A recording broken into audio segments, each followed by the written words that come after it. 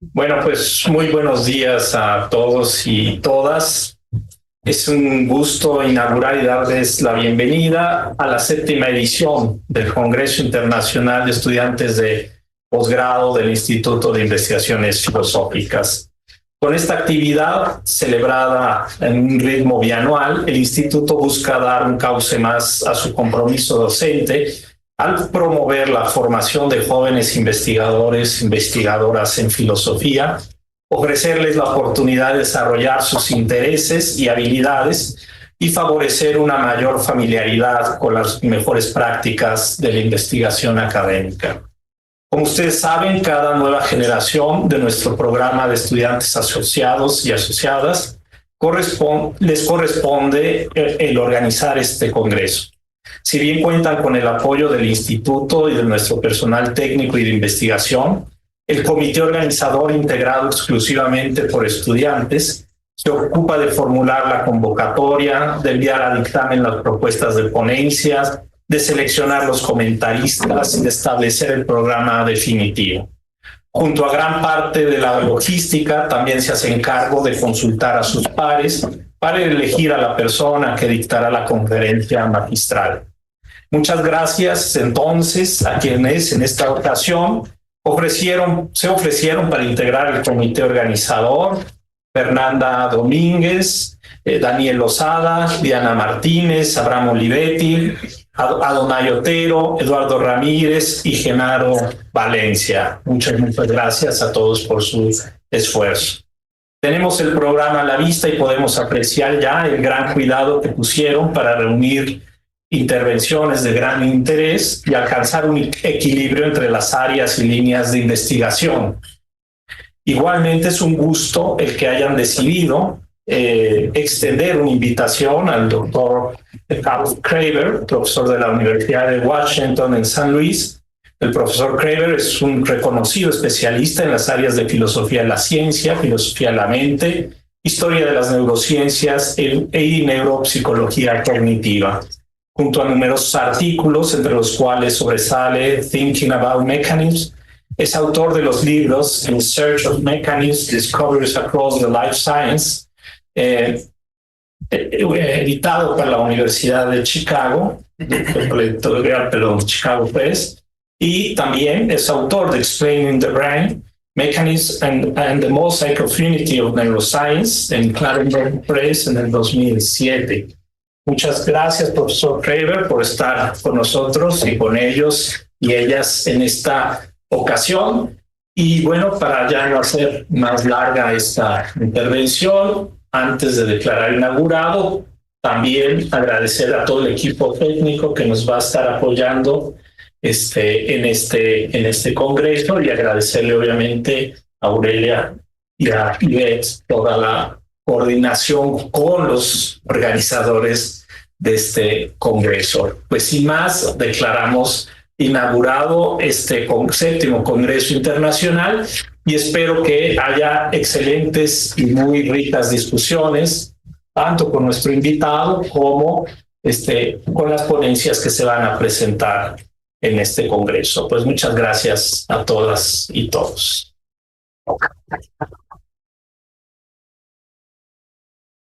Let me begin simply by saying thank you and for this wonderful invitation to come to Mexico City again. It's great to see you here and to see an old friend from my last visit, and some new friends that hopefully I'll make during this stay. My goal today is to talk to you about new work. I know that he was talking about my work in the philosophy of science, and in some ways that still underlies the work that I'm doing now. But you'll see it's in some ways very different from the work that I was doing before, and much more related to the philosophy of mind and traditional issues in metaphysics that were my first love. Let me begin by saying that my Spanish is terrible, and I apologize. And I wouldn't even try to give a talk in Espanol. And so please forgive me for that. And hopefully when we meet, we can meet each other and we can understand why it's difficult for both of us to communicate in one another's languages. So let's just be easy on one another about that, if we may. Okay. My talk today is on amnesia, identity, and self-knowledge. And it comes out of a book that I'm writing with Shana Rosenbaum at York University in Ontario. She's been my collaborator for nearly 15 years, since the last time I was in Mexico City, which was when I began doing this work a long time ago. The book is about what's left of the life of a person when they've lost their memory. And their episodic memory in particular. I'll say more about what episodic memory is in a bit. And this has been a fascination of mine since I was an undergraduate. I did my undergraduate thesis on the memory criterion of personal identity on John Locke.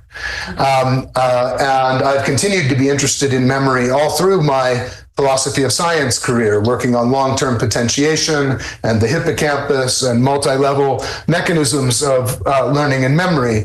But in a way, that was always preparing the space of causes. But I'm very much interested in the space of persons, and this work extends my view upward into the space of persons. The big question is, what does episodic memory allow us to do as persons that we could not do or not do nearly as well with other memory and cognitive systems?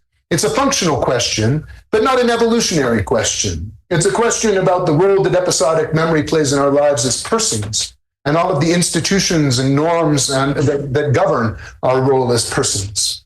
Specifically, what does episodic memory contribute to capacities we associate with the self and identity, both at a time and across times? And it seems to me that in the past 20 years, we've learned a lot from science about this, and it's time for philosophy to accommodate what the science has learned. So it's not hard to find in literature and popular culture the idea that memory is the core of our identity and our personhood. So not a philosopher, but Louis Buñuel, he's a philosopher, Buñuel, we'll give him philosopher. Yeah, it says you have to begin to lose your memory, if only in bits and pieces, to realize that memory is what makes our lives. Life without memory is no life at all. Our memory is our coherence, our reason, our feeling, even our action. Without it, we are nothing. It's a very strong statement. And Oliver Sacks asks, what sort of life, if any, what sort of world, what sort of self can be preserved in a man that has lost the greatest part of his memory, and with this his past and his moorings in time? And later, Jennifer Radden, writing about Oliver Sacks, says victims of amnesia appear in Sacks's view to be de-pithed, de-souled, scooped out, or we might say without a self. I think scientists often don't recognize the significance of these claims.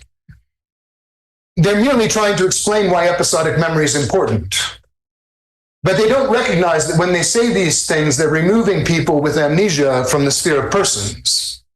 They're putting them in a camp very much like a non-human animal. And that is a demotion, a moral, psychological demotion, and a very significant one at that. And that's something that should not happen in the name of science unless it's warranted. And so my investigations are driven by the desire to question the assumption that having lost your memory demotes you from the space of persons into the space of causes, or a more animal space of different sorts. Now, if we want to think about the role that memory plays in our lives as persons, we might begin simply by using our imaginations, Louis Buñuel, or with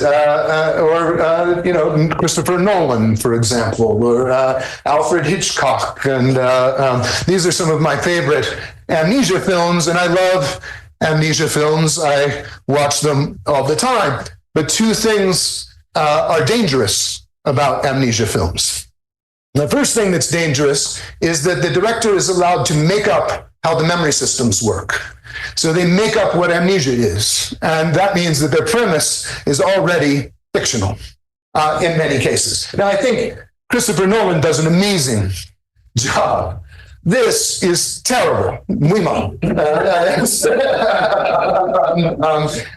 This is really fascinating, I think, but of a very different sort. So first thing, they make up what memory is, and they make up what amnesia is. And secondly, they make up the consequences. So the question, what happens to you when you've lost your memory, is truly a product of the imagination of the director, in the way that a thought experiment in philosophy might also just give you an imaginative playing out of the consequences. But the question of whether that playing out is accurate never gets asked. So I like to instead pay attention to people who've lost their memories, because they exist. And there are people like Kent, who I'll talk to you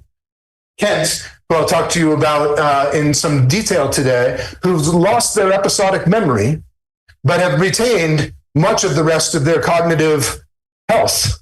And so they allow us to ask, in a scientifically rigorous way, what would a human life look at if episodic memory were to drop out of the cognitive system, leaving much of the rest of the mind intact?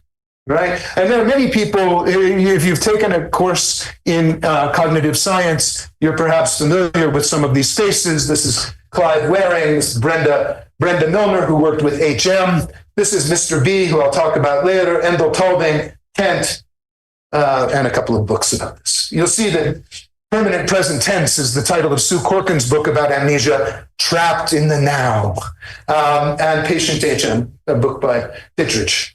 Many of the stories that I'll tell you today are from my friend Kent. Kent is now dead. I met him 20 years ago, before I came to Mexico City last. And this is a picture of him at the time, around the time that I met him. This is a picture of him before he had his motorcycle accident. His motorcycle accident badly damaged his brain, not just the hippocampus, but many areas of his brain. The shocking thing about it is that it appears to have affected his episodic memory, that is, his memory for personal experiences, while maintaining much of the rest intact. For example, if we show him this picture, he can name all of the people in this picture. He says, this is my brother, this is my other brother, my dad, my mother. Then he looks at himself and he says, what's wrong with my hair? And the answer to that question is that the night before his brother's wedding, he decided for the first time in his life to get himself a permanent. Does that translate? With this suddenly very curly hair at his brother's wedding, in protest of his brother's wedding in some way. He has no memory of having done this. He has no memory of having been on his boat when his brother drowned. He has no memory of being evacuated from his house when a train wrecked and spilled toxic chemicals in the backyard. So far as they can tell, he has no memories from any point in his life. And from the day of his motorcycle accident, has not laid down a single new memory going forward. We can't confirm that, of course, entirely, but so far nobody has reported a single episodic memory from him after that. This is his mother, Ruth, who's very much responsible for some of his success. So I'll begin in this talk. So now that you've got you understand where I'm coming from, what the topic is, yes? So I'm going to start with Locke, because that's where all considerations of identity and memory begin. And I'll quickly remind us of what the philosophers have taught us about Locke, and then move on to consider what we've learned about the self-concept, self-narrative, in people who've lost their episodic memory, so that we can build a philosophically adequate theory that's at least true to the scientific evidence. Okay? Main thesis: amnesia is not a death sentence. It is possible to remain a person, a full person, I conjecture, even in the absence of episodic memory. It doesn't threaten your identity, and it need not threaten your sense of unity. Okay. You remember the good Professor Locke. Yes. He says, and I am not a historian of philosophy. I know that it's possible to read Locke in many ways.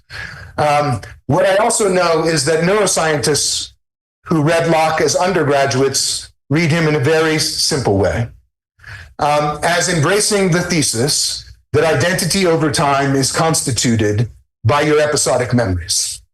Right? And here's a passage that sounds as if Locke is saying just that. Personal identity, that is, sameness of rational being, consists in consciousness alone. And as far as this consciousness can extend backwards to any past action or thought, so far reaches the identity of that person.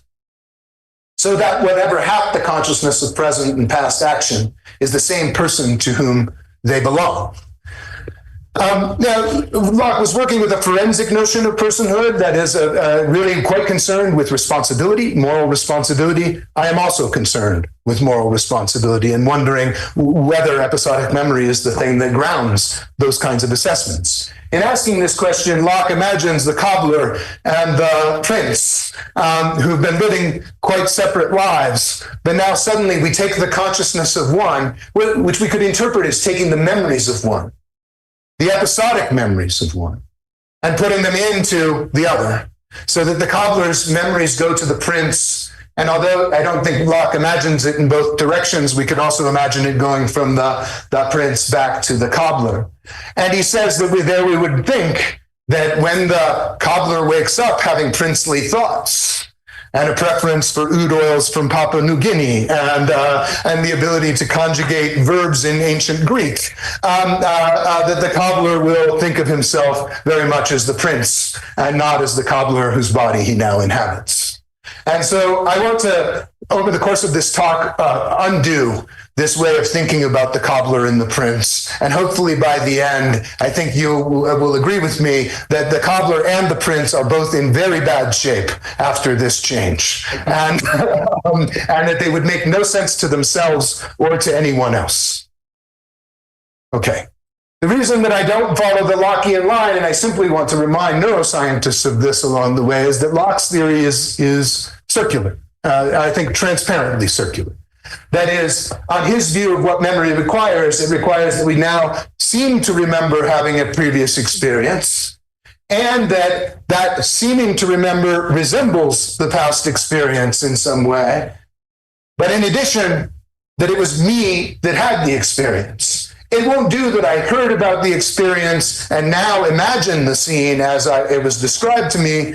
The only thing that solidifies identity in this case is if identity is already built into the concept of remembering, in which case the entire account seems to turn in circles. And to me, I take that as really quite devastating to Locke's view. Of course, there have been descendants of the Lockean view. Parfit and Perry and Shoemaker come to mind. And in their hand, identity is reconfigured not so much as a preservation of conscious experience, but as a kind of causal continuity between consciousness at different times. So identity is composed of causal connections between elements of conscious experience over time. It's like a rope woven of different strands. They overlap with one another, and to the extent that there are lots of causal connections within, as opposed to very few going without, we say that the thing is one thing, one bit of identity. But if that's the way that we now think about it, there are many forms of causal connection between consciousness now and consciousness before, besides the episodic memory connection. For example, my working memory. That if you give me a telephone number, I now remember it. If you tell me how to say thunderstorm in Spanish and I remember it for 5 minutes, I'm now working with my working memory. I also have sensory memories, that the after images that work with Rothko's, or the telephone number that stays repeated in hearing is also one of these strands that connects different bits of conscious experience. If I get angry now and I'm angry 5 minutes later, that's a connection between my earlier conscious experience and my later conscious experience, but not one that turns on remembering even why I was angry 5 minutes ago. Classical conditioning, operant conditioning, habits like smoking and cravings, desires and preferences, all of these things build into those diachronic connections that constitute the causal relationships between the self at different times. And that's just within memory. These are just forms of memory that constitute relationships between these different times. But there are also these other, some of these are copied over, but there are also things like having to go to the bathroom, or being hungry, or feeling tired, that will link you from one moment to the next. And we could go on at great length about the kinds of connections that will continue to operate, even in the absence of this very vivid form of experiential recall. So that's just to get us started. So once we've given up the Lockean view as circular and replaced it with a causal view, now there are lots of things that can play that causal role. And so Locke's view is no longer threatening to the identity of people with amnesia, so long as they retain these other forms of conscious connection between different times. Now, how many of you have read Oliver Sacks' The Man Who Mistook His Wife for a Hat? Yes? Good, good. If you haven't, I strongly recommend put this on your reading list. It's really one of the terrific books in the history of neuropsychology. And in that book, he's got a chapter about a person that he calls Jimmy G, the Lost Mariner. And Jimmy G had been drinking quite heavily as a young man, and as a result got Korsakov's syndrome, which damages the mammillary bodies and the fornix, and left him really without any memories for the things that had happened since his disease began. Oliver Sacks tells a story that's perhaps the most memorable story in the entire book, in which he asks Jimmy G how old he is. And this 50-some-year-old man answers, I'm 23. And Oliver Sacks pulls a mirror out from behind his back and holds it up in front of him and says, does this look like a 23-year-old man to you? At which point Jimmy G begins to come apart.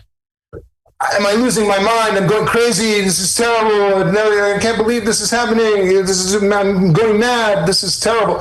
And Oliver Sacks says, well, I would feel terrible about this if it weren't for the fact that I could make it all go away very quickly. So he hides the mirror, points out the window, and quickly Jimmy G settles down. Oliver Sacks uses this to illustrate how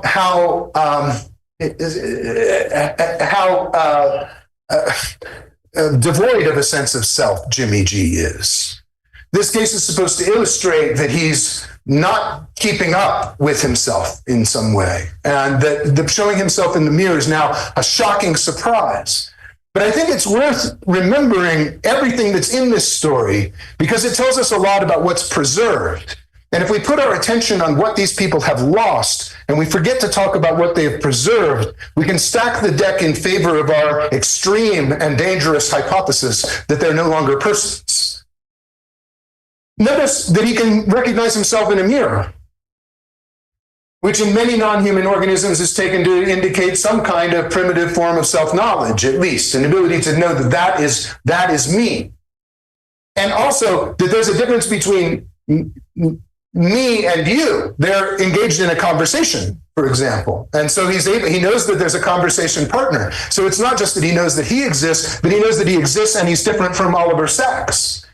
And it's also the case that in order to track himself in the mirror and to know that that's him, he's got to map his own movements onto what's happening in the mirror. That is, he has to be aware of where his body is and how it's moving, and how the image in the mirror is moving, and he has to be able to track those two things and relate them to one another. It's also the case that he can hear the questions that Oliver Sacks is asking and see what's going on in the mirror and relate those two things together without going outside of his body, which is also a kind of multimodal integration that's happening in this case. He also regularly uses the first-person pronoun throughout the whole scenario, indicating that he knows what I means, that he knows who he is, and that he knows how to use that term. It also suggests in some ways that he knows that I am me, that there's every reason to think that if he were wandering around in the grocery store and spilling the sugar on the floor, that he could come to the realization, oh, that's me. Why? Because he looked into the mirror and said, oh, that's me. And that's enough to exhibit a grasp of the essential indexical. He also thinks that he's losing his mind. And he recognizes that the way that the world might appear is different from the way that it actually is, suggesting on this basis of this one slim example that he's got some understanding of how minds work. He also suggests that there's something wrong with the fact that he's expecting himself to look one way and finds that he's looking some other way, and he recognizes that there's an incoherence between these diachronically separate conceptions of himself, which already suggests a grasp of the relationship between who he is now and who he was in the past, even if before you asked him, that was not in the front of his mind. It also shows that he has expectations for what his past self should have looked like, and that he identifies with that past self. So if we look at this case not in the way that Oliver Sacks did, trying to figure out what he's lost, but instead looking at it, trying to figure out what he retains, if we take an anti-ableist view of Jimmy G, and we don't call him Jimmy G, we call him James, we might recognize that there's more going on in James than Oliver Sacks was willing to tell us, because he was interested in telling us a story about the self. And if he acknowledged all of this, that case about the self becomes much weaker. All right. So where does this sense of identity come from in Amnesia? Well, for this, the best study that I know of this is a study that an undergraduate student and I found with the help of Endel Tolving from the German neuropsychological literature. And at the time that we found it, it was in German. That's the language that I can reasonably speak.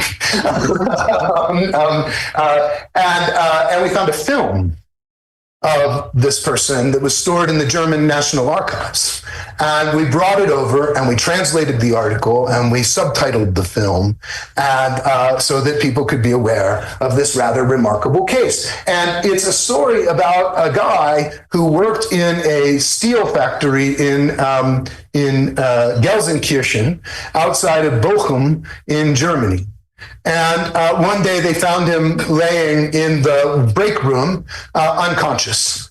And they took him out and took him to the hospital. And then they quickly discovered that as soon as you tried to talk to him, the information just seemed to disappear. And he went home, and his wife tried to send him to work, and he went to work, and it was a disaster. He couldn't remember what he was doing. He couldn't remember anything that people were saying to him. So she brought him to this man, Gustav Störing, every bit the German 1930s scientist in a lab coat, who then proceeds to study his memory and claims, and the film substantiates this to some extent, that his memory only lasts for 7 seconds.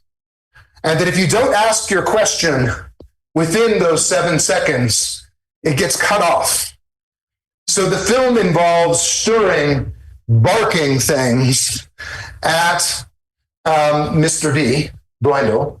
What's your name? Was ist Ihr Name? Ihr Name, Name. Wie heißen Sie? Wie heißen Sie? Wie heißen Sie? Wie heißen Sie? Over and over and over again until he says, Blindel. And then the next question. Wo wohnen Sie? Wo wohnen Sie? Wo wohnen Sie? Wo wohnen Sie? Wo wohnen Sie? Wo wohnen Sie? You get the idea. Sorry, I said 7 seconds. 1.5 seconds. Worse. Yeah. He also thinks that he's still in Gelsenkirchen. And even though at this point he's in Berlin being filmed and has moved several times as a result. He describes his memory as like a wax board that's immediately become rock hard, upon which no marks remain legible, upon which no impression leaves a record, remaining without a trace. And then the conclusion, it's this long article, 50 pages or so, of study after study after study after study. But the conclusion is, we are confronted with the incredible fact that this person with his single second, if left to his own resources, must experience the impression of lasting duration and harmonious flow. He need not always be excited from second to second because he experiences no gap between 1 second and the next. The person with a second-long consciousness nevertheless has an awareness of the continuity of his experience. How does he draw that conclusion? Well, some of the things that we've already mentioned. He tells the story of him when he first had his accident and they were beginning to do neurological investigations. They did a test known as a pneumoencephalogram. This is a terrible test. The pneumoencephalogram, they inject a bubble of air into the spinal column. and it bubbles up into your brain, into the ventricles of your brain. And then they put you on a table and they move the table around so that the bubble now moves to different parts of the ventricles of your brain. And then they take an X-ray of your brain, and the contours of the bubble tell you whether the ventricles are expanded or shrinking, or and so it's terrible, and it causes people to become very ill, bad headaches, vomiting, days after having done this. They at one point brought him back into the room in which he had the pneumoencephalogram done. And upon seeing the room, broke free of the people that he was with, ran down the hallway, ran out of the hospital. They had to go and retain him so that they could bring him back. There you've got something like an emotion that's driving the behavior across multiple seconds. He didn't, when they finally caught him and they asked him why he was running, he had no idea why he was running.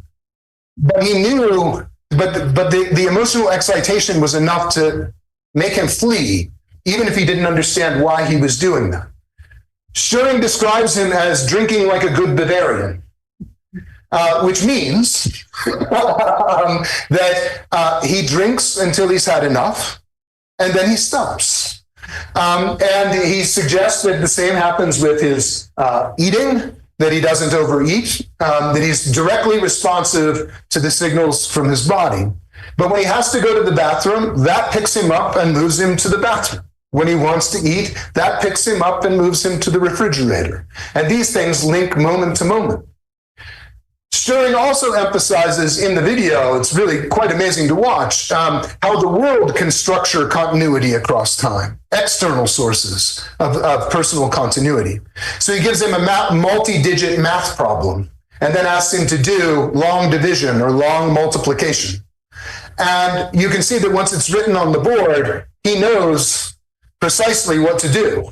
It's all there in front of him, and the world provides a scaffolding around which his personhood can, onto which his personhood can latch and allow him to create even long-term actions. He describes some situations where he takes his pocket knife, Schuring takes Broindel's pocket knife and lays it on the floor, and he'll pick it up and put it back in the drawer where it belongs. But if there's a piece of paper crumpled on the floor, he'll pick it up and put it in the trash can. But there again, we've got these strands of causal continuity that are operative even when he's no longer remembering things. He smokes, and occasionally he wants another cigarette. And that's another kind of link that provides a kind of overlapping strands of causal continuity among these different times. Okay, so it's also the case, and this is a much more contemporary study, that if you ask people who have episodic amnesia, that is, who don't remember personal experiences, whether they feel as if they're the same person over time, the answer is yes. So do you feel that you were the same as the person you were when you were in your early 20s? They asked BL. Oh, yes. I don't know. I don't know why. I feel like I'm the same.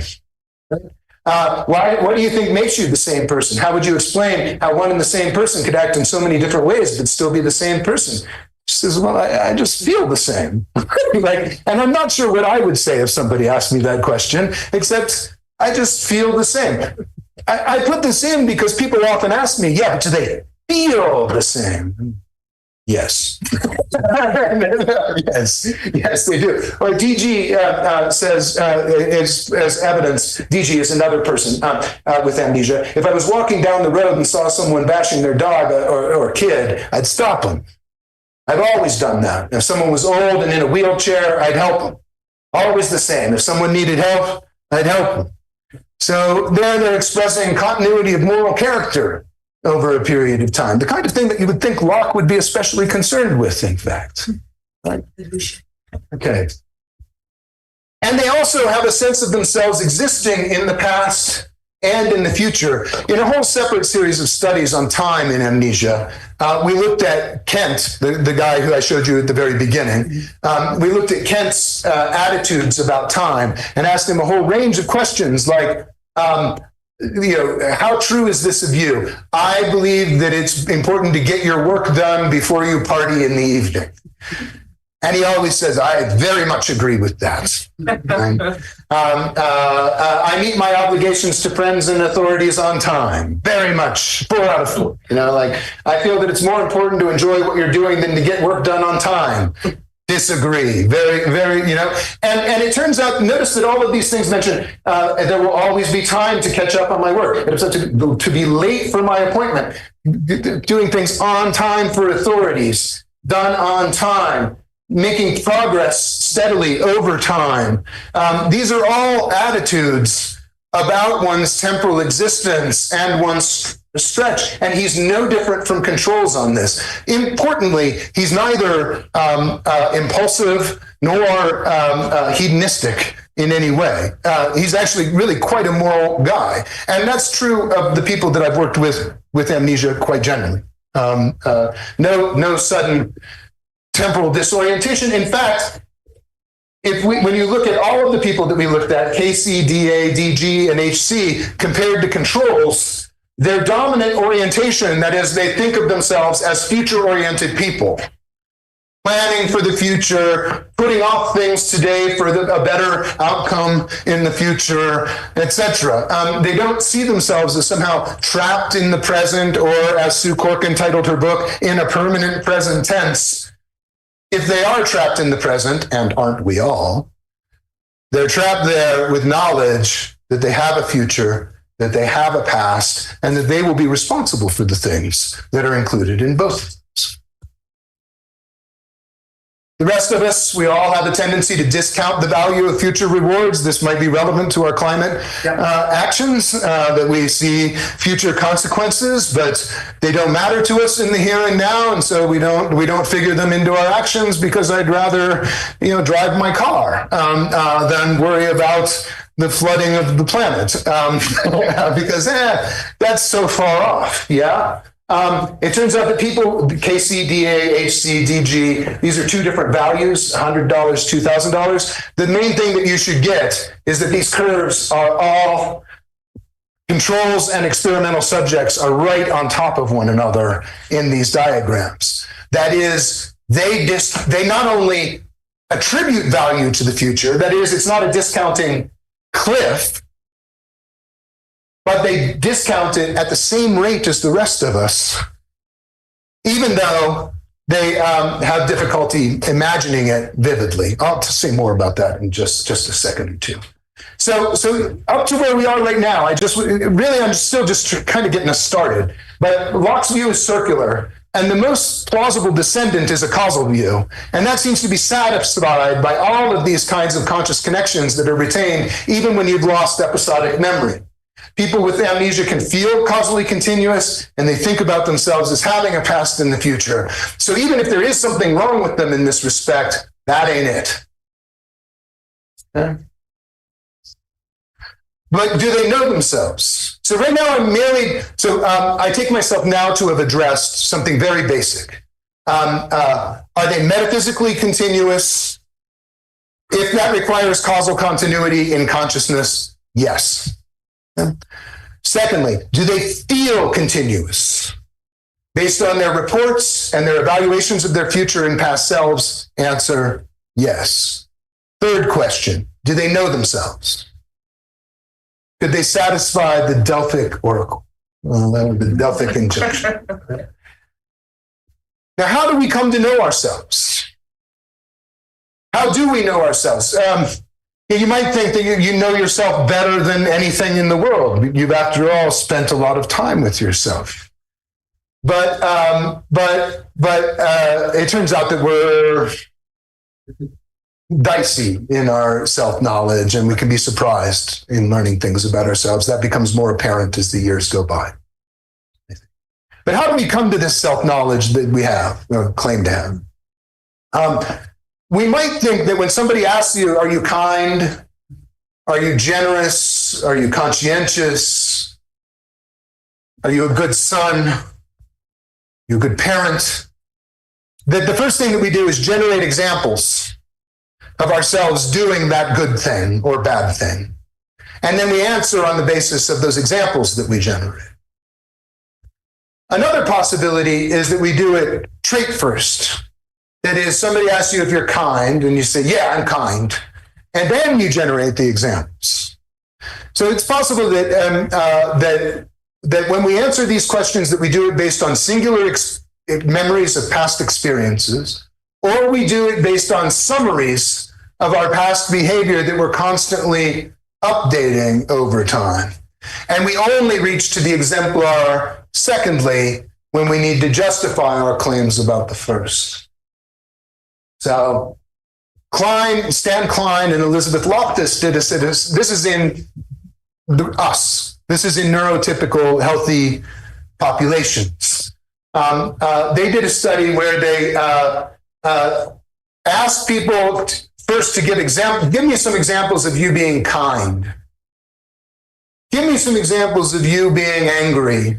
Give me some examples of, and had people generate these examples. And then later they came back shortly afterwards and they said, are you kind?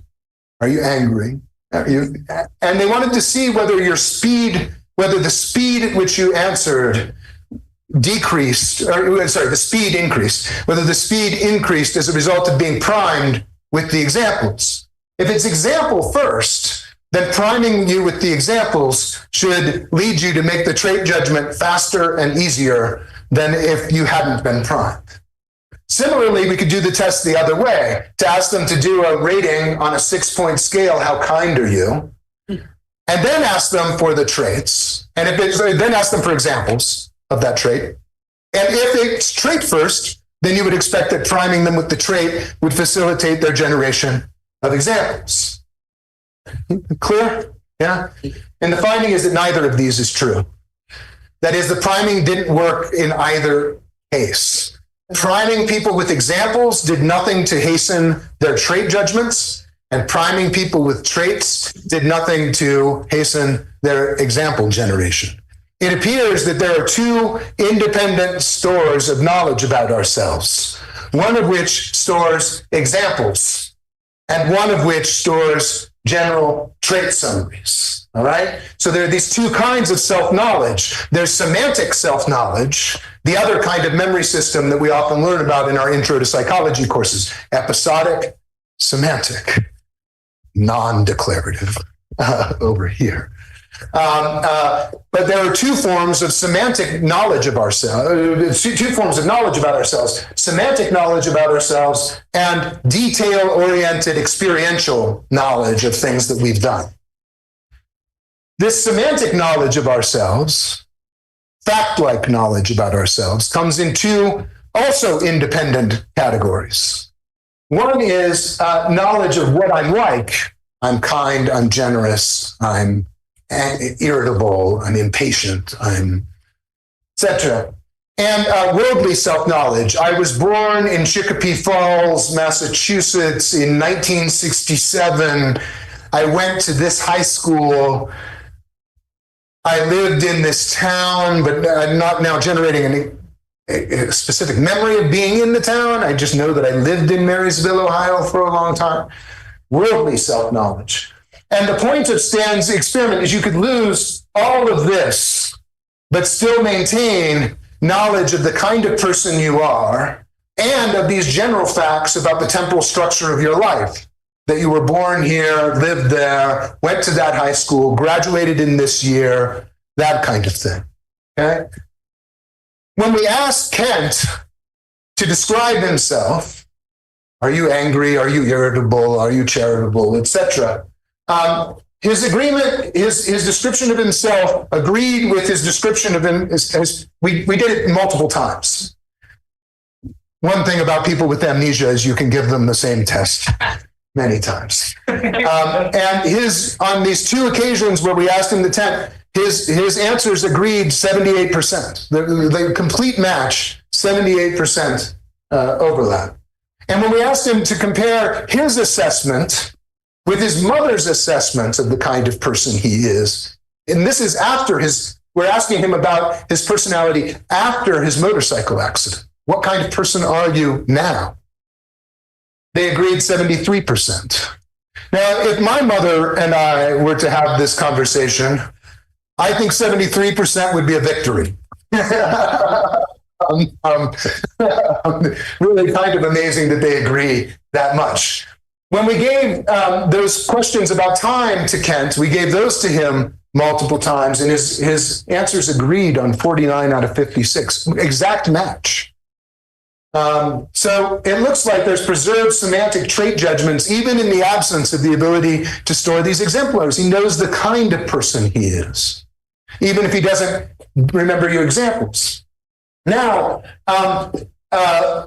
it turns out that when we ask you to justify those treatments, why do you think you're irritable? Why do you think you're kind? You might think that, because you're philosophers, that the first thing that you're going to do in this instance is reach for the example, right? Oh, I'm kind because yesterday when it was raining, I gave my umbrella to somebody who needed it. I think that's not true. But it turns out that when you, this is trait self-descriptions and role, like I'm a good father, role self-descriptions, and this is like I'm impatient, I'm friendly, etc. It turns out amnesics are in black, controls are in white, that they generate this is semantic answers, and these are episodic answers. Semantic and episodic. So notice that both for controls and for people with amnesia, they're much more likely, if I say, why do you think you're irritable? You say like, well, I don't really sleep very well, and I, things get under my skin very quickly, and I don't like, and maybe list some things that you don't like, but you don't reach for the example. You, in fact, reach for other semantic facts about yourself. In fact, we could go on about this in great, well, I think I will. We need to check on where I am in time. 15 more minutes with time for questions? In half an hour. Terrific, thank you. Thank you very much. So you get the point, is that we might think that the rest of us all rely on episodic memory when we answer these questions, but in fact, we rely mostly on semantic facts about ourselves, that a lot of our self-knowledge is stored in the form of semantic self-knowledge, okay? So people with amnesia are not only causally continuous and have a sense of their diachronic continuity, but they also have pretty accurate self-knowledge, both of their traits and of their worldly facts about themselves. And when you ask them to give justifications of their attributions of those traits, they do comparably to controls, give the kinds of reasons that the rest of us give. We're not as reliant on episodic memory as you might have thought. Okay, so the last section of this talk is about Dan Dennett, who recently, in philosophy, recently lost this amazing mind. And one of the things that I think is rather amazing about Dan Dennett is his narrative view of the self, that the self is the center of narrative gravity, or the protagonist in a story spun by the brain. This idea has puzzled me since the 90s, wondering how something that was anything less than a person could craft a story of this sort. But that's not where I want to push today. I'm actually interested in whether these people have preserved narrative subcapacities in amnesia. We've already got, so I'm going to go through a few things here. This is really just an outline of what's coming. We already know that they've got some of the things that will fill in a narrative of themselves. They might know, for example, I was born here, I lived there, I went to high school during these years, I graduated from this university, I was married on this date. Right? Even though they don't remember the wedding, they might nonetheless be able to lay out some bits of the timeline. I'm a little surprised that I didn't, well, we'll get to the timeline in a bit. The way that I've structured this is to first make the case seem somewhat plausible. I mentioned earlier that people with amnesia are not merely impaired in their thinking about the past, but they're also impaired in their ability to imagine vividly a personal future. So if you say, what are you going to do tomorrow? Or what restaurant would you like to eat at tomorrow? They're very bad at generating a vivid sense of what the answer to that question would be. And there have been detailed, studies where you ask them to say, generate a story from me, an imaginative story about kids on a playground, let's say. And when you ask somebody with amnesia to do it, the stories are much shorter, much less integrated than those that you get for people without amnesia. So in a way, it looks like there might actually be a narrative problem here. But we can't tell whether the problem is a narrative problem or a problem generated, well, first of all, remembering what they're doing, and secondly, a problem generating the details required to populate the story. So what's going on here is instead of asking them to generate a story about children on a playground, they show them a picture of children on the playground. And they say, tell me a story about this picture.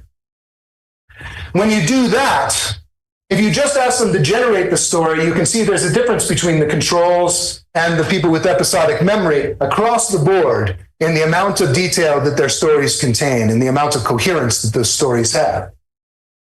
But if you now give them a picture and ask them to tell you a story, there's no difference in the amount of detail that they generate. That is, they can put the story together, they just don't have the details to do it. Here again is if you ask them to imagine a future, and you can see that as their memory difficulties as their memories get better, their ability to imagine that future also improves.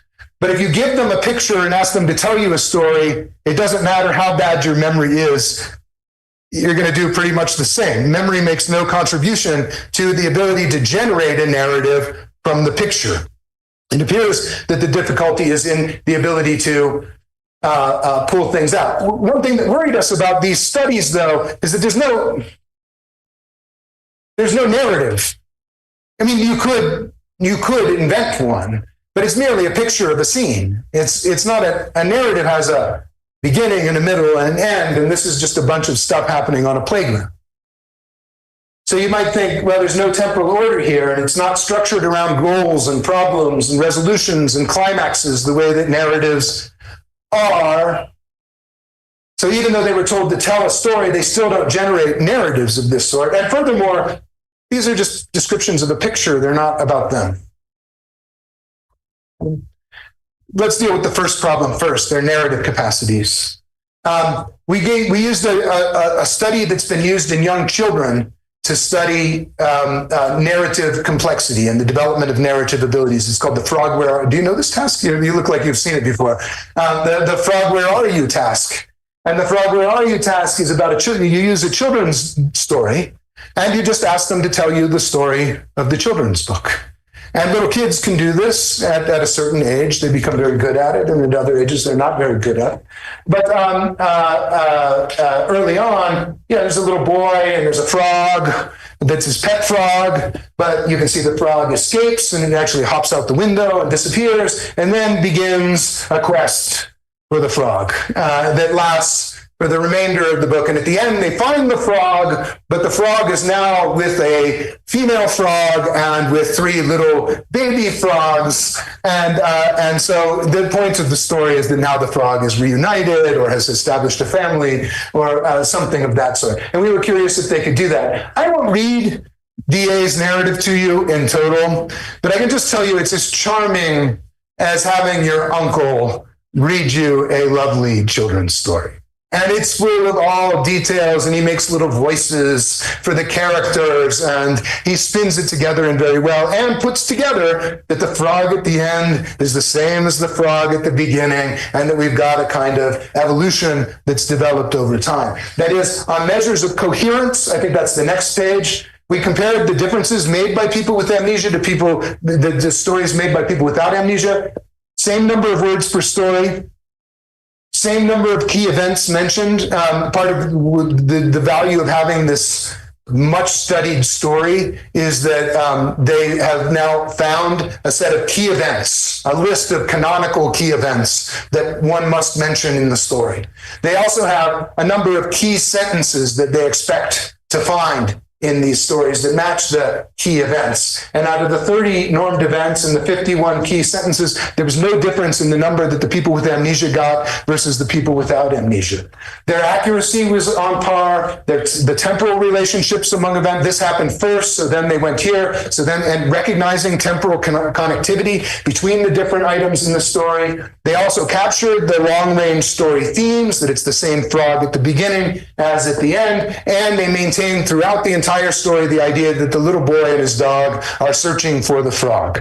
And those are the measures that they use to evaluate children in their ability to tell stories, whether they have a narrative coherence. And this suggests, despite what one might expect, that even with damage to your hippocampus and your ability to remember things, you're nonetheless able to put together a coherent story from beginning to end. Okay? And if we give them the pages of the story out of order in a stack, and then say, please put these in the order of the story, they got it exactly right. So that means that they're able to understand diachronic relations, and that what comes later is a consequence of what came before. They're not somehow bereft of all of that. So there's no general deficit weaving stories. But there does appear to be a difficulty with populating those stories with detail. All right? So before we draw any strong conclusions here, it's worth asking what our narratives would look like if we ask our own self-narratives. What happens? And Larry Barsalou, who's an experimental psychologist at Emory, I think he's retired now, did a series of studies in neurotypical people where he asked them, after they returned from their summer vacations, tell me stories about your summer vacation, right? And this is, I mean, I'd like to read the prompt to you because it's clear what he's looking for, right? What I would like you to do for the next 5 minutes is tell me about events you were involved in this past summer. In telling me what you did this summer, simply describe events you were involved in. Most importantly, describe the events exactly in the order in which they come to mind. Describe it immediately, and when the next event comes to mind, describe it. Simply describe events that occurred during your summer in the order in which they come to mind. Continue to remember events in this manner for the full 5 minutes. Are you getting that he wanted them to talk about events from their summer, right? 32% of them described things that they generally did. We went to the beach a lot, or we hung out at this bar, or we, played in the backyard, whatever.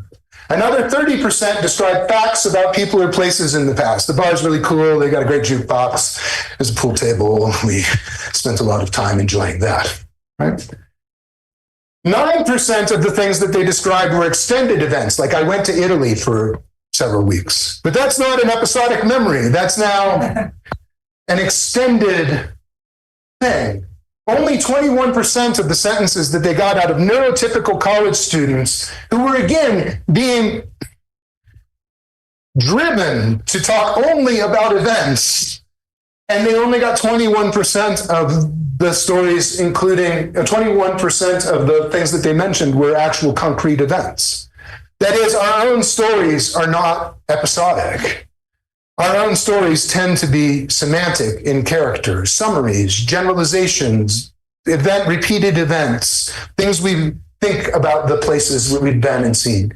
When we gave Kent a series of events from his life and asked him to put them in chronological order, he did just fine. The only ones that he missed were the ones where he lost consciousness, like being hit on the head with a bale of hay, or wrecking his Volkswagen Bug, or wrecking his motorcycle, or wrecking his dune buggy. He liked to go fast, I think. All right, so timeline of his life, right? Now, I don't know what a narrative is. And I don't know what demands of a narrative, but a chronology of major life events populated with big life periods and extended events in which you engage has at least the skeletal outlines of something that would constitute a self-narrative. The question is, why would it have to be episodic in character? They asked people with amnesia, and unfortunately, I don't have access to these life stories. I think because they're uniquely identifying, so they don't publish them. But they did a study of life stories of people with amnesia, and they found that if people with late life amnesias maintain knowledge of the significant chapters of their life. So people like Kent are, in fact, able to do this very thing. People who had amnesia when they were very young, that is, people who were born without a hippocampus, for example, and never developed a hippocampus, have really significantly fewer such life chapters. But they're nonetheless able to populate their life with stories about birth and first days at school and significant life chunks. Even in the early life cases, they're not at zero, they're reduced. Biological life scripts, cultural life scripts are the kinds of things that, this is the age at which you graduate from high school. This is the age at which you get married. This is the age at which you have children. This is the age at which you might be a grandparent or retiring from work. We have all of that to fill things in. And we also have semantic worldly knowledge that might be maintained even if we don't remember our personal experiences.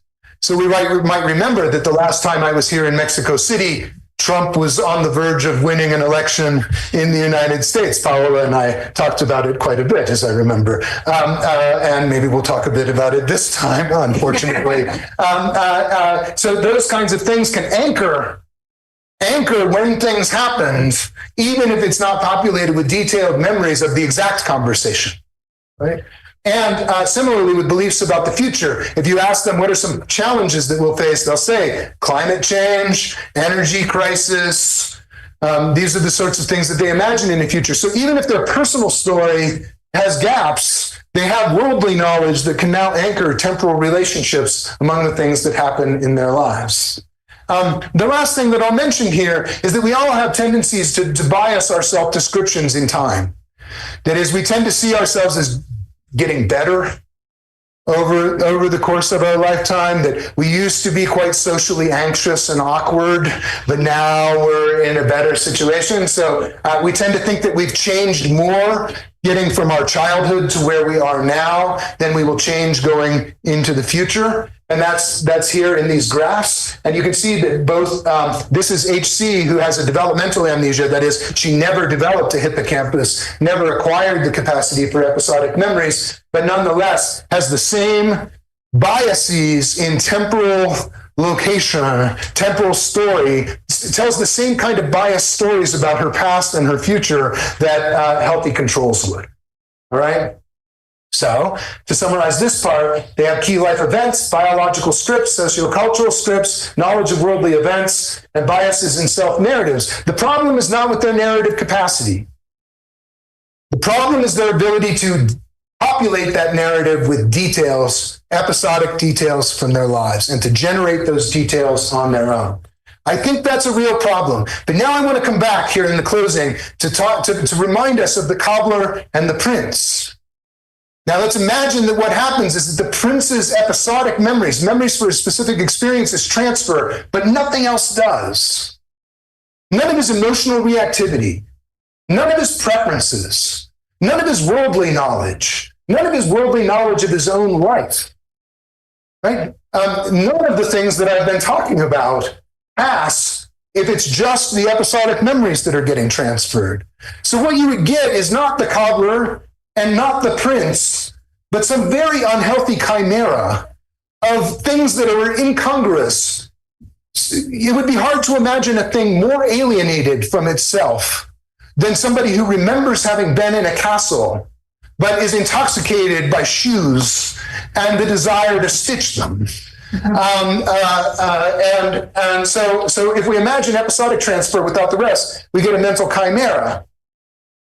Their emotions, their skills, their semantic self-knowledge, you get the point that I'm trying to make. But if we imagine all of that passing over, all the skills, all the preferences, all of the training, all of the worldly knowledge, all of the episodic memory, all of the muscle memory, well, then it's easier to see it as a transfer of person. But then there's a lot more causal continuity than we had before.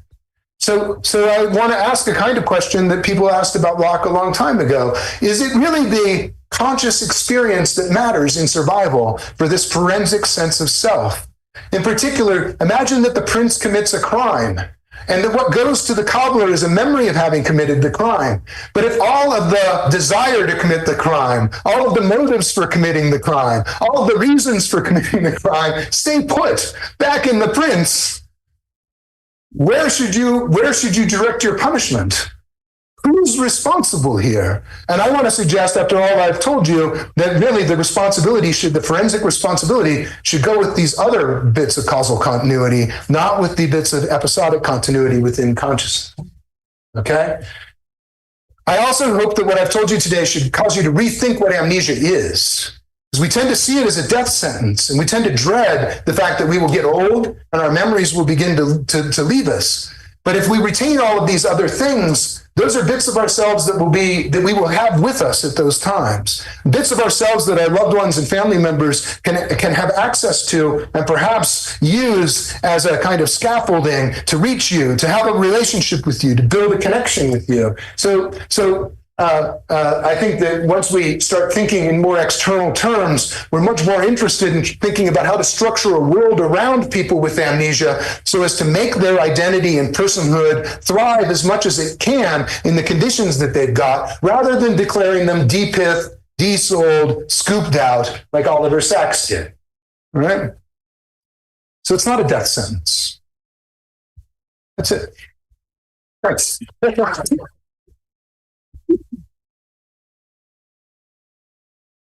I should say that there are decades of work packaged in here, and that definitely Shana and Matt Grilly at the University of Arizona come to mind, and Stan Klein come together as three people who've made really an indelible contribution to the way that I think about this now. I should acknowledge that.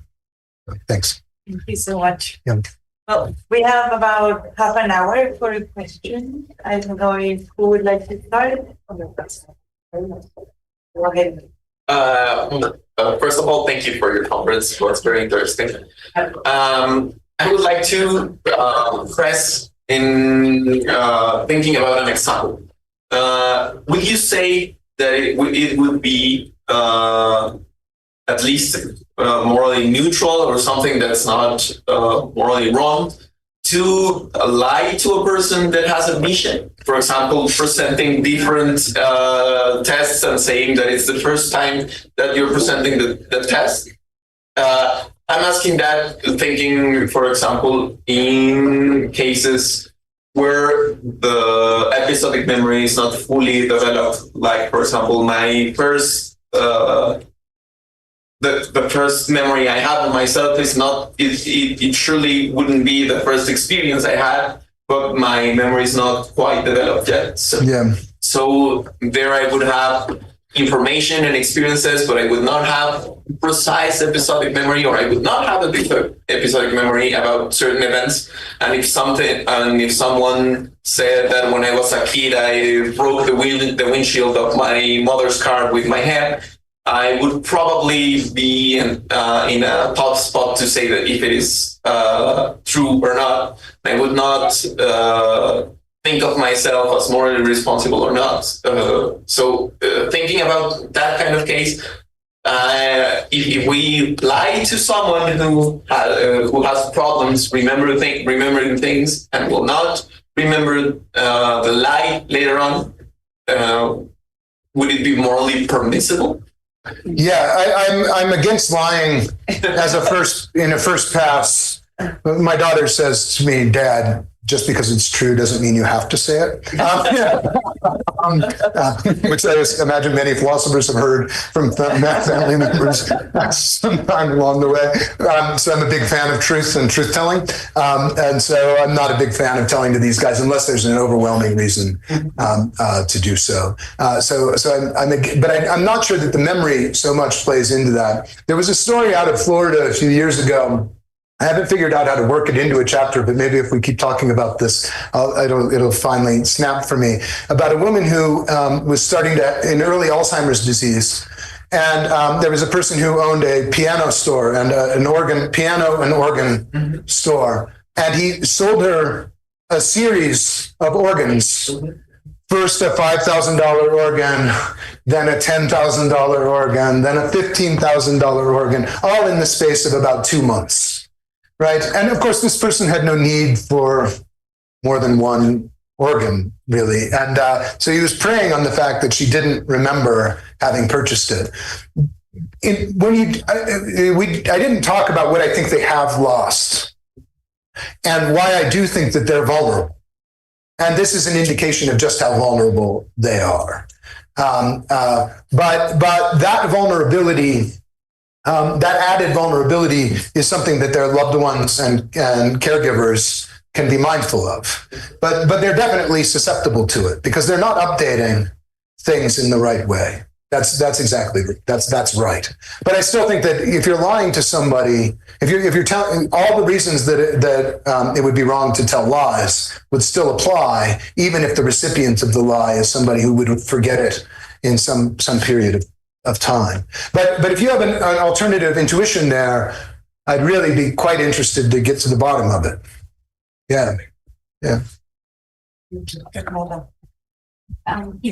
Yes. Thank you for the talk. It was amazing, really interesting. I get that, and I am on board in this, that amnesia is not that sentence. But if it isn't the thing we could root into to describe the self, what are your intuitions about the self? I get that they are not from Locke and Barfitt and everything, but have you considered David Lewis with the traditionalism view, and maybe Gallagher, the last thing that he's talking about the self, of the pattern theory of the self, or something like that? Would you think that the self is something real or an illusion or just a way to describe all these complex things that embody everything in our lives? Yeah, thank you. One of the dangers of wading into this territory is that it's obviously been around for a while. And there are many different attitudes about it that I have not considered or taken into account. My inclination for the purposes of this book is to give up on the idea of the self as an ontological unit, but to think instead, and maybe you can tell me more how this fits with other people's views, to think about a set of competencies that selves typically have. The capacity to experience regret, the capacity to make a promise, to make a joint commitment, right? And these are the kinds of things that persons properly understood are capable of doing. Right. And so rather than thinking of the self as an ontological unit, I'm much more inclined to think about a set of capacities that we typically associate with selves, and then to ask, what are the cognitive requirements for you to be the kind of thing that can perform those, that can have those competencies? What do you have to do? What would nature have to do? This is a Nietzsche question, actually. But what would nature have to do to build a creature that had the right to make promises? I love that question. That's the kind of question that I repeat over and over and over and again in the book. And in a way here, it's something like, what would you have to begin to construct a self-narrative? What would you have to begin to sense your own continuity over time? What would you have to, and then to answer those questions about those competencies while leaving the question of the metaphysics of personhood really to one side. So I didn't start this talk this way, but typically when I give these talks about amnesia, I start by saying, I'm interested in how persons are situated in the causal structure of the world. So there's the space of persons, space of causes. How do I bring these into some kind of synoptic vision? And the way that I do it is by thinking of the competencies of persons and then asking about the causal requirements for somebody to exhibit those competencies. I don't know if that helps. Yeah. But that's the way that I'm now conceiving of the overall project. But it's not that there's a thing, the self, that exists, that is made up in some way out of parts, but that there's selfing. And that there are various ways that we exhibit ourselves. And I'm interested in those exhibitions more than I am in the metaphysical unit that glues them together. Yeah. Very nice hearing your talk, as always. Thanks. I have two questions. The first one is what happened to Kent in the end. And the second one is about this adaptive behavior and how plausible is to escape from it, because we see that in kids and in artificial intelligence, they are always making up stories or the memories, the missing gaps, they are always making up. And we humans do the same. So what we have in common with the ChatGPT is that they never say, I don't know. It's never say either, I don't know. So even with these specific details or problems with episodic memory, to what extent or which are your guesses about how unavoidable is to just to make up the stories? Because in that respect, maybe love wasn't all wrong. Yeah, let me do the second question first, and then we can get back to what happened to Kent. But the second question about confabulation, the somewhat shocking thing about Kent is that he almost never did that. And you're right. I mean, what you're saying is exactly right. Often people who have amnesias will then go on to confabulate. But I think perhaps because of this imaginative deficit, Kent didn't do that. If you asked him a question and he didn't know the answer, he would say, I don't know. That, you know, to me, and I didn't get into it here today. It's really the final bit of the book. It's about the book is really, well, you might think that they don't understand time, but they do. And you might think that they can't reason about morality, but they can. And you might think that they don't have a self, but they do, or they can't. They can't do the things that cells typically do, but they can. So it can't be that they're fine, because there is something wrong with them. And part of what I think it is keeping track of where they are in complex activities. Like, I've parked my car, I've gone into the grocery store, now I have to come back and find my car. I've left the house, I'm going to do 6 things, but I don't know which ones I've already done and which ones are still to be done. And that episodic memory is a way that we rather effortlessly keep track of that. And they can't do that. And that's another one of these real vulnerabilities on their part. So the way that I end the book is I'm trying I'm really trying to one up Oliver Sacks in some way, in terms of my care for this person. And to say, look, there's a lot more here than Oliver Sacks would allow him to have. His problem is not holding together as a self. It's a practical problem. It's a practical problem of arranging his activities in an adaptive way to achieve his goals. But if you put it that way, if you think he's lost time, then no amount of talking to him will give it back.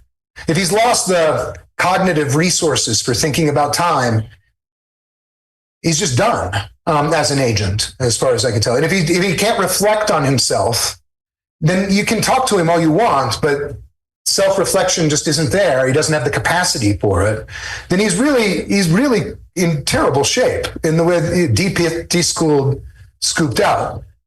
But if he maintains those things, but simply doesn't remember the details, what did I just finish? And where did I park my car? Where are my keys? What was I saying? Did we already talk about this? Those kinds of things. His behavior will look quite chaotic. And you can't let them out of the house by themselves, and you can't. So I don't think confabulation is the problem so much as trying to piece together, well, maybe that is a kind of confabulation. What am I doing? What have I already done? Where am I going? But if it's a practical problem and not a capacity problem, if it's not that they don't have the capacity, if it's not that they lack these capacities, but they instead have a practical difficulty of remembering the structure, the causal and temporal structure around their current activities, then there are possible external sources that can be really quite helpful for that. One recent study that came out of San Diego, out of the lab of the person who studied HM's brain, in the end. Maybe the most famous person with amnesia is HM. There's a new person with amnesia named AV who grew up in the age of the cell phone. And AV lives on his own, has a job, participates in a group basketball games. Most people have no idea that he has a memory problem. His mother calls him 20 times a day. But between his mother and his cell phone, he's able to put this life together. So what I'm trying to do is to shift the diagnosis from something that if you lost it would somehow remove you from the sphere of humanity or from personhood, more properly speaking, to something that's like being blind or being deaf, where you now face certain challenges. Somebody could pull one over on you if you're blind, or if you're deaf. There are various vulnerabilities that you have in virtue of having those deficits. But if we think about it more like those kind of deficits rather than somehow the loss of the soul in the middle, then it's the kind of thing that might be given back by technology and other people. And I don't mean to say that it could be given back fully, whatever that would mean, but rather there is a possibility of living a life that has ends that you work towards, etc. But it doesn't. It requires more than just a solitary human. It requires a human with their equipment and with their family. I don't think that's entirely different from me. That is, the way that I get through my world is by having a calendar on my computer and an iPhone. And if I lost my iPhone here in Mexico City, I don't even want to think about it, how awful it would be and how lost I would be. And I think that maybe in some ways they're kind of like that. They've lost their cell phone. But if we can get them a cell phone, or we can go with them and show them where they're going, it's much less of a problem for them. So what happened to Kent, that's the answer to the second question. It's a long answer, but that helps me to lay out how I'm thinking about it. What happened to him, he's now dead. He died in a nursing home. He had lived with his parents until this is to me the sad part of all of this, is that he lived with his parents. They took care of him very well until he was about 60 years old, maybe a little later than that. And then it just became too much for his parents to continue with this task. And his brothers were not willing to take on the responsibility. And so they moved him into a care facility. Sheena, my collaborator, works in a nursing home and had worked very hard to get him, because of the number of researchers at that nursing home who've made their careers studying Kent. She was of the opinion that they owed it to him to put him in the nursing home, but he was on a waiting list and the waiting list was very long and they wouldn't move him up the waiting list. And so he ended up going to a different home, and seemed to adjust there reasonably well. I could go into how that move happened, but to me, it was sad that he made it that long in his own home, in a familiar environment, and then had what must be really quite jarring for him to suddenly be in a place that was utterly unfamiliar and unconnected to any of these general sources of knowledge that could anchor him. They would write it, there was a big board in his room that said, Kent lives here, and this is the name of the place where Kent lives, and Kent has lived here since this date, and, things to help him. They set up it like his room at home so that it felt comfortable to him, and they continued to do his hair in exactly the same way and his beard in exactly the same way so that he just felt comfortable. Yeah, thank you for this amazing talk. I really enjoyed it.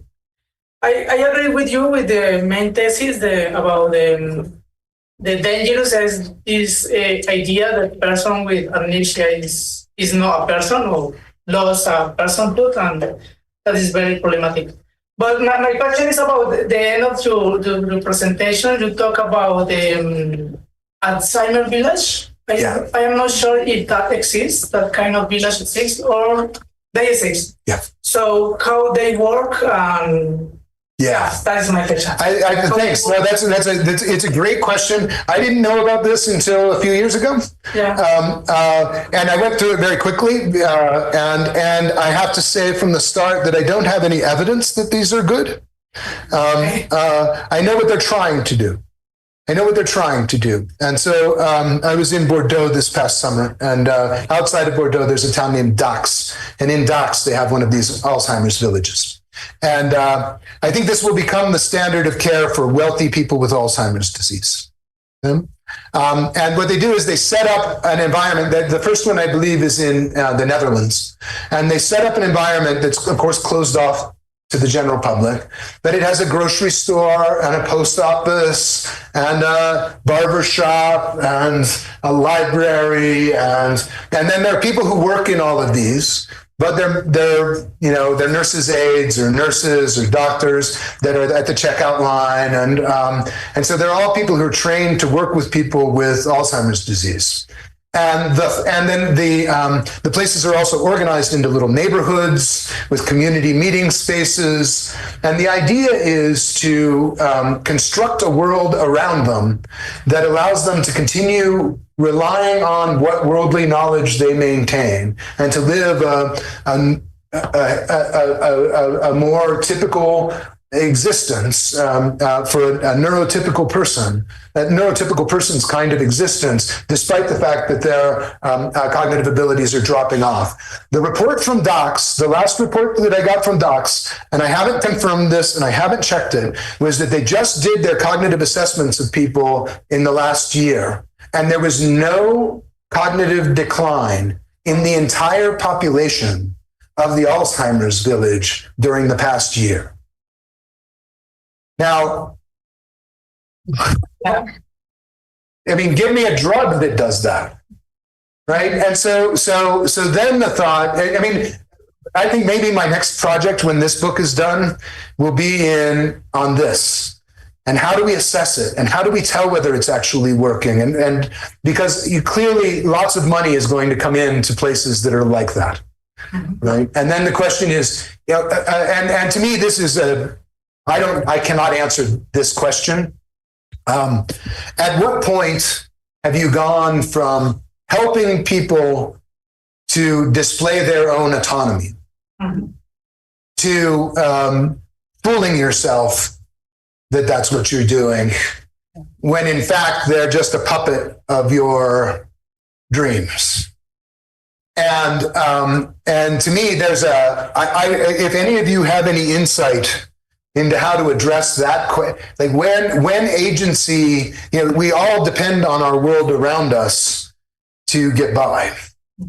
And how much of your agency can you offload onto the world and still have it be your agency rather than some make-believe story that we're telling about how how much we've built up their agency, but really it's just making us feel good about it. And we put grandma in the Alzheimer's village and we say, oh, look, and how amazing her life is there. But in fact, she's still just sitting in the Alzheimer's village watching a flickering television. I think that to me, but there are Alzheimer's villages. It seems to me a very exciting idea. The initial evidence seems very promising. Having been raised by a mother who ran nursing homes, these seem much better than the nursing homes that I'm familiar with, and much less depressing.